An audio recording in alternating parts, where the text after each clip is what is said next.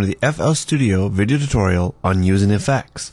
FL Studio supports a wide range of effects. And in this tutorial, you'll learn how to use them to help mix your music. Let's get started. Before you hear any of the instruments in your song, the audio output must be processed by the FL Studio mixer.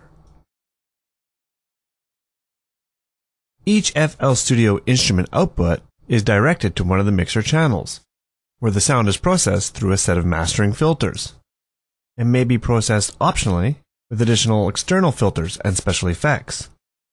Each mixer track can have up to 8 external effects loaded into an external effect bank.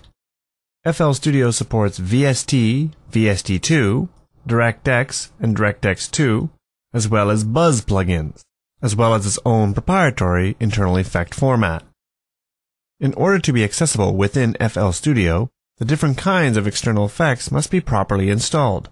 DirectX effects are registered with your system upon installation, and FL Studio will automatically detect them.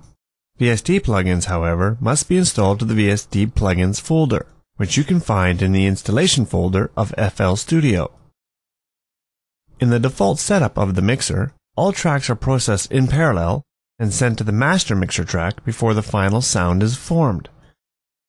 However, with the 4 additional send effect tracks, you have the ability to route the audio output of any given mixer track to any other track, giving you the freedom to create complex mixing chains. To open up a new effect in an effect bank, select a free slot and click its pop-up menu. In the Select sub-menu, you can select a plugin to insert, or click More to see a list of all available effects on your system. Here we are going to select Fruity Delay. If you wish to use a preset from the effect you have chosen, you can select it from the Effects sub-menu.